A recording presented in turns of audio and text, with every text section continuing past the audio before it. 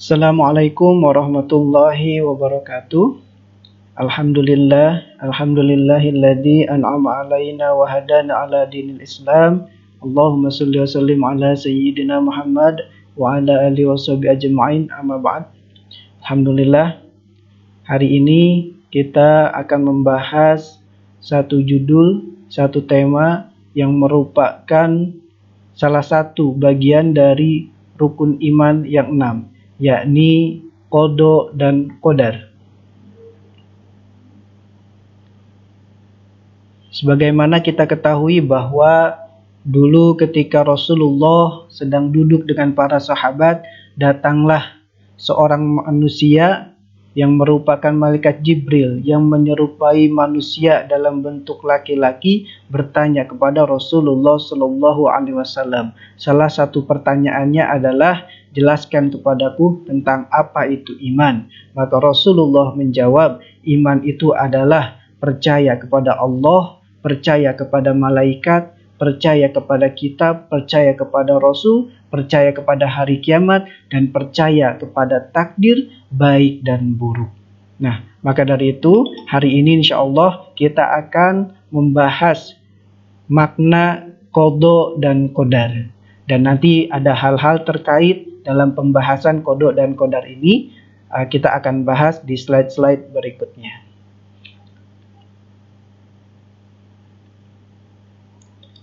Nah, ini yang pertama adalah kutipan dari potongan hadis Rasulullah Shallallahu Alaihi Wasallam ketika Rasul ditanyakan apa itu iman. Salah satunya dijawab oleh Rasulullah, antu'mina billahi wa malaikatihi wa kutubihi wa rusulihi wal yaumil akhir wa tu'minu bil qadari khairihi wa syarrihi. Artinya, hendaklah kamu percaya kepada Allah, malaikat-malaikatnya, kitab-kitabnya, rasul-rasulnya, hari akhir, dan beriman pula kepada qadar atau ketentuan baik dan buruk. Hadis riwayat Bukhari dan Muslim. Dari sini dapat kita simpulkan bahwa percaya kepada takdir, apapun yang terjadi kepada diri kita, sakit ataupun sehat, kaya ataupun miskin, ini semua terjadi di bawah kendalinya Allah Subhanahu wa Ta'ala. Selanjutnya, kita akan mengetahui perbedaan istilah antara qada dan qadar. Walaupun ada sebagian yang menyamakannya, tetapi ada juga ulama yang membedakan arti dari qada dan qadar. Ataupun ada juga yang menyamakan antara istilah qada, qadar dengan takdir. Nah, sini kita akan mencoba melihat satu perbedaan ataupun beberapa perbedaan istilah antara qada dan qadar. Yang pertama, qada dari segi bahasa diartikan sebagai hukum, ketetapan, keputusan pemerintah, kehendak, mewujudkan, pemberitahuan, dan penciptaan. Sedangkan berdasarkan istilah Islam, qada diartikan ketetapan Allah sejak zaman azali sesuai dengan kehendaknya tentang segala sesuatu yang berkenaan dengan makhluk. Lalu apa itu qadar? Nah, kita akan mengetahui qadar berdasarkan bahasa artinya adalah hukum, kepastian, peraturan, ukuran, ketentuan sesuatu perkara mengikuti kadar yang ditentukan. Sedangkan menurut istilah, qadar adalah perwujudan kehendak Allah terhadap semua makhluknya dalam kadar dan berbentuk tertentu sesuai dengan irodahnya. Mengutip penjelasan Pak Quraisy Shihab bahwa qada adalah pengetahuan Allah sebelum peristiwa atau sesuatu itu terjadi. Sementara qadar adalah ketetapan ataupun ukuran-ukuran yang ditetapkan Allah dalam setiap penciptaannya atau dalam setiap peristiwa. Nah, ini dalam pembahasan qada dan qadar, kita akan mengetahui ada satu istilah yang dinamakan takdir. Nah, takdir ini ada yang mengartikan adalah ketentuan suatu peristiwa yang terjadi karena pilihan makhluk itu sendiri yang akan dipertanyakan dan diminta pertanggungjawaban oleh Allah di mahsyar kelak. Ya. Walaupun nanti kita akan membahas ada dua macam takdir. Nah, ini sekarang kita akan mengetahui dalil takdir, ya. A'udzu billahi minasyaitonir rajim. Bismillahirrahmanirrahim. Inna kulla syai'in khalaqnahu biqadar. Sesungguhnya kami menciptakan segala sesuatu menurut ukuran-ukurannya. Jadi Allah menciptakan alam semesta ini bukan tanpa perhitungan, bukan tanpa ukuran. Allah sudah menetapkan ukurannya yang pas, tidak kurang dan tidak juga lebih. Allah menentukan usia kita pas, tidak kurang dan tidak lebih. Allah sudah menentukan rezeki kita tidak kurang dan tidak lebih. Allah sudah menentukan segala ketetapan di alam raya ini yang sudah sangat pas, penuh dengan perhitungan dan ketetapan yang berlaku. Selanjutnya, kita juga akan melihat ada dalil takdir, ada di surat Al-An'am ayat 59, kemudian ada di surah Maryam ayat 21, dan ada juga di hadis Nabi SAW bahwa Allah Subhanahu wa taala telah menulis takdir makhluk sebelum Dia menciptakan langit-langit dan bumi dalam jarak 50.000 tahun dan arsy-Nya berada di atas air. Hadis riwayat Muslim. Jadi, adanya kalian di sekolah ini takdir dari Allah.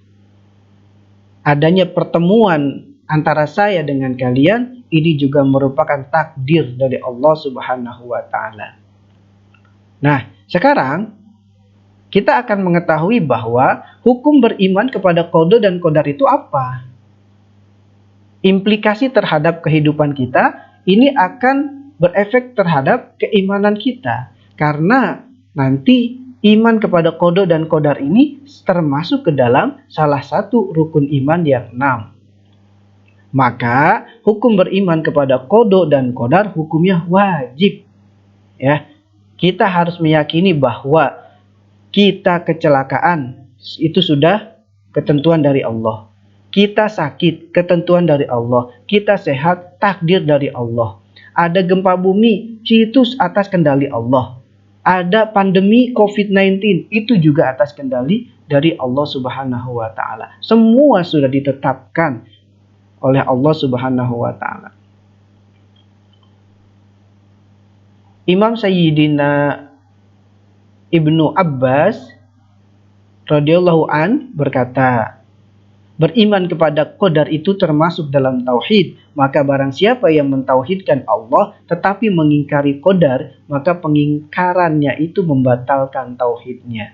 Artinya, ketika kita mau meyakini adanya Allah sebagai Tuhan, tapi kita tidak meyakini bahwa Allah menetapkan segala sesuatu di alam semesta ini dengan segala ukuran-ukurannya. Kita tidak meyakini bahwa kita sehat, kita bisa berjalan, kita bisa bangun malam, kita bisa beribadah, kita masih bisa bekerja. Ini merupakan takdir dari Allah. Ketika itu diingkari, maka Imam Ibnu Abbas berkata,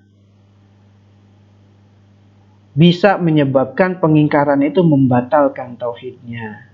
Nah, tadi sudah disinggung bahwa takdir itu ada dibagi menjadi beberapa macam. Nah, di sini ada takdir ilahiyah. Ada takdir ikhtiariyah, ya. Takdir ilahiyah yang dinamakan takdir mubrom, ya. Sementara takdir ikhtiariyah dinamakan takdir muallaq. Apa itu takdir mubrom? Takdir mubrom itu ketentuan Allah yang tidak dikaitkan dengan ikhtiar manusia, seperti kematian, ya. Seperti kematian. Maka ketika ada yang mati, hendaklah kita bertanyanya, dalam keadaan apa saudara kita itu meninggal. Bukan yang ditanyakan apa penyebab dia meninggal. Karena kalau ditanyakan apa penyebabnya, misalkan karena sakit, tidak semua orang sakit itu meninggal. Dan tidak semua orang yang meninggal dikarenakan sakit. Ada yang sedang sehat-sehatnya tapi meninggal. Ada yang sudah dinyatakan sakit tahunan, ya, tapi tidak meninggal-meninggal juga. Maka dari itu, kematian merupakan takdir ilahiyah, ketentuan dari Allah, ya. Hakikatnya semua Allah yang sudah mengatur. Adapun sakit itu hanya penyebab saja. Tetapi kita harus yakin bahwa kematian ini merupakan bagian dari takdir mubrom. Allah yang mengatur itu semua. Kemudian jenis kelamin, jodoh, kiamat, ya. Yang selanjutnya takdir ikhtiariyah. Ketentuan Allah yang dikaitkan dengan usaha manusia. Seperti kepintaran. Maka tidak tepat jika ada yang mengungkapkan saya ini sudah ditakdirkan bodoh. Maka buat apa saya belajar lagi? Wong sudah ditakdirkan bodoh. Tidak seperti itu. Ya, bodoh takdir. Itu yang dipilih karena nggak mau belajar. Tapi untuk menjadi pintar, Allah sudah menyiapkan jalannya, menyiapkan takdirnya, menyiapkan ukurannya. Kalau ingin pintar, ya belajar. Ya belajar. Kalau tidak belajar, ya bodoh. Nah itu takdir. Makanya masih bisa diusahakan oleh manusia. Maka jangan menyalahkan takdir ketika kita bodoh. Itu karena kita saja yang salah memilih. Contoh yang lain karena kekayaan, kerusakan alam, kecelakaan, dan lain sebagainya. Nah inilah peta hidup. Ya, kita dulu dari alam ruh, kemudian ditiupkan ruh kita masuk kepada alam rahim. Dari alam rahim, kemudian kita lahir ke dunia ini, kemudian nanti kita akan menuju ke alam berikutnya yang bernama alam barzah, pemisah antara alam dunia dan alam akhirat, atau disebut juga sebagai alam waiting list, ya, waiting room, ruang tunggu. Jadi dia sudah bisa melihat, ya, tempat kembalinya di mana. Dan terakhir kita akan ke alam mahsyar, ke alam akhirat. Ini dari segi waktunya, takdir dapat dibagi menjadi beberapa bagian. Ada takdir am yang umum, ada takdir rezeki, ajal, amalan manusia, kemudian takdir seperti yang di atas namun setelah menjadi janin dan ditiupkan ruh. Yang ketiga takdir tahunan, yang kelima adalah takdir harian. Nah, dalam pembahasan takdir ini ada 3 aliran takdir, ya. Walaupun ini di masa Rasulullah dengan para sahabat clear, tidak ada perbedaan. Ini muncul ketika sudah melewati masa sahabat. Nah, ada aliran yang dinamakan Jabariyah, ada aliran yang dinamakan Qadariyah, ada yang dinamakan Asy'ariyah. Apa itu Jabariyah? Aliran yang meyakini bahwa segala sesuatu sudah ditetapkan, manusia tidak punya kehendak. Jadi kalau ada pencuri, ya Jabariyah meyakini ya sudah, pencuri ini sudah takdir dari Allah gitu. Kalau ada yang menjadi pelaku pembunuhan ketika ditangkap oleh polisi, ya dia sudah merasa menjadi pembunuh adalah takdir dari Allah gitu. Ini adalah Jabariyah. Jadi manusia tidak punya kehendak sedikit pun. Qadariyah. Qadariyah itu kebalikan dari Jabariyah. Manusia bebas berkehendak sesuka hati. Manusia mau A, ya tergantung A. Tergantung manusia. Manusia mau B, bisa asalkan manusia mau berkehendak. Ini aliran Qadariyah. Nah, kalau aliran Asy'ariyah yang dipegang oleh ulama-ulama kita, mayoritas ulama kita, ini mengambil jalan tengah, bahwa secara hati kita yakin segala sesuatu itu sudah ditetapkan, tetapi secara zohir badan kita sempurnakan dengan ikhtiar, karena ikhtiar bagian dari kewajiban manusia.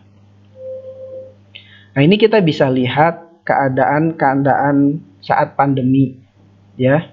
Di foto pertama kita akan melihat ada petugas yang sedang mensolatkan jenazah dalam peti. Kemudian ada juga pemakaman pasien-pasien yang meninggal karena COVID-19. Kemudian kita bisa melihat ruangan-ruangan yang padat sekali dengan pasien-pasien COVID-19, ya. Ini merupakan semua atas kehendak Allah. Nah, selanjutnya, di mana qada dan qadarnya Allah dalam peristiwa ini? Apakah Allah tahu bahwa saat ini akan terjadi pandemi COVID-19? Tahu Allah. Apakah Allah tahu bahwa akan banyak yang meninggal karena pandemi COVID-19 ini? Tahu Allah. Itulah yang dinamakan kodo. Lalu di mana kodarnya? Kodarnya, berapa jumlah virus yang tersebar? Berapa jumlah orang yang meninggal? Kemudian berapa jumlah tenaga kesehatan yang dibutuhkan? Semua itu sudah ada ukuran-ukurannya. Ya, semua itu sudah ada ukuran-ukurannya. Yang penyakitnya baru level 1, belum parah sekali. Sudah ada ukurannya. Sudah ada ukuran. Itulah yang disebut qadarnya Allah. Sudah ada ukuran-ukurannya. Nah, dari semua yang kita pelajari, kita bisa mengambil hikmah, diantaranya melatih diri untuk banyak bersyukur dan bersabar, kemudian menjauhkan diri dari sifat sombong dan putus asa, memupuk sifat optimis, kemudian menenangkan jiwa. Demikian penjelasan dari saya dalam pembahasan iman kepada kodo dan qadar. Mudah-mudahan bermanfaat bagi kita semua, baik di dunia maupun di akhirat. Terima kasih. Assalamualaikum warahmatullahi wabarakatuh.